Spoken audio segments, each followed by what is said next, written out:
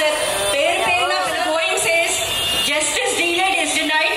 అది మనకు కావద్దనే కోరుకుంటున్నాను. మన పెద్దవాళ్ళు ఎలా చెప్తున్నారంటే మనకి ఇంతవరకు కష్టపడి ఇక్కడ వరకు వచ్చాము, ఇక ముందు కూడా మనం ఇలాగే యూనిటీగా నిలబడి ఇలాగే చేద్దామని కోరుకుంటున్నారు కదా. అదే విధంగా అందరూ కూడా let us all be united, let us stand united for this cause. I request one and all to be more disciplined and please come forward for all the meetings which will be conducted by our leaders. Thank you leaders for all this great work. Thank you so much Andi. Thank you once again. Thank you madam. మరి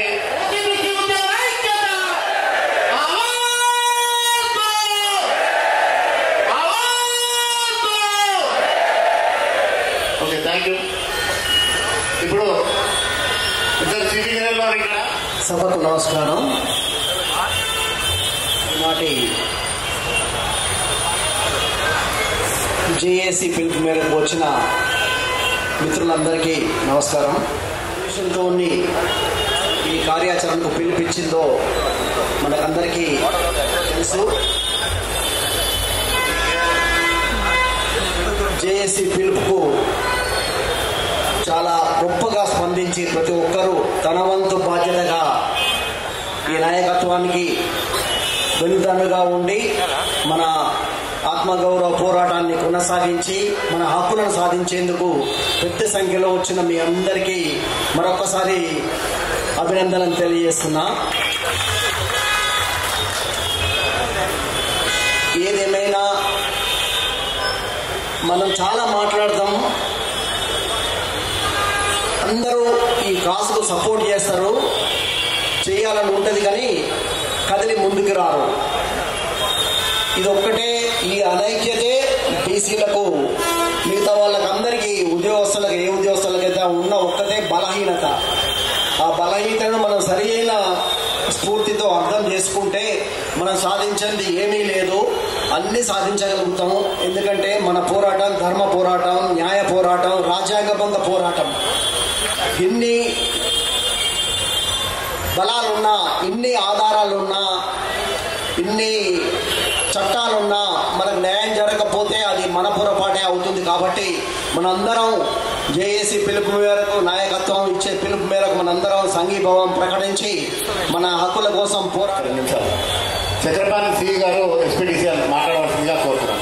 MP గారు కృష్ణన్న గారికి ప్రత్యేకంగా అభివందనములు. వేదిక పైన ఉన్న మన బీసీఓసీ ప్రతినిధులందరికీ మరియు ఈ సమావేశానికి విచ్చేసినటువంటి అందరికీ నా అభివందనములు.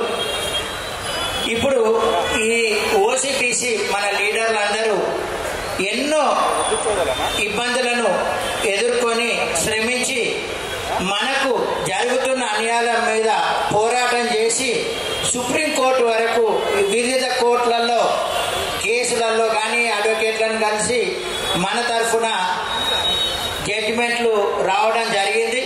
మనకు న్యాయము చేయడానికి వరకు కోర్టులు కూడా ముందుకు వచ్చినాయి, చట్టాలు కూడా మనకు అనుకూలంగా ఉన్నా కానీ ఇప్పుడు ఈ మన మేనేజ్మెంటు వాటిని ఇంప్లిమెంట్ చేయకపోవడం అనేది మనకు చాలా బాధాకరంగా ఉన్నది.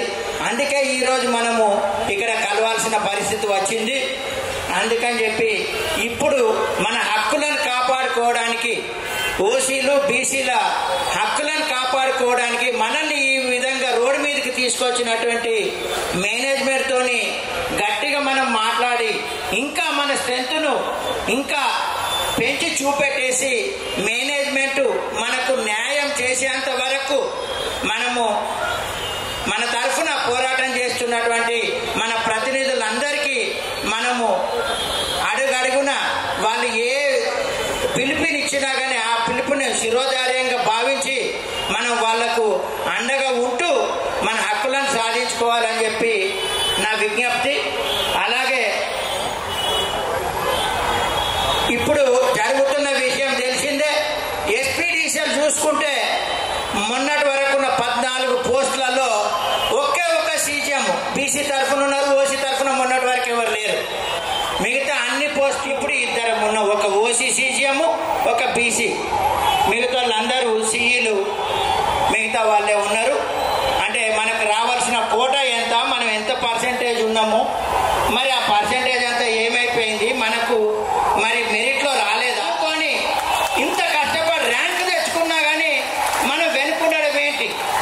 ఇంకా ఇట్లనే చూసుకుంటూ పోతే ఇంతకుముందు చెప్పిన వాళ్ళ మాదిరిగా మనం డిఈ క్యాడర్లు అదే అవుతుంది, ఎస్సీ క్యాడర్లు అదే అవుతుంది.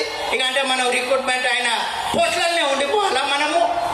అందుకని చెప్పి ఇప్పుడు ఈ ఉద్యమాన్ని తలకి ఎక్కించుకొని చేస్తున్నటువంటి వీళ్ళందరికీ మనము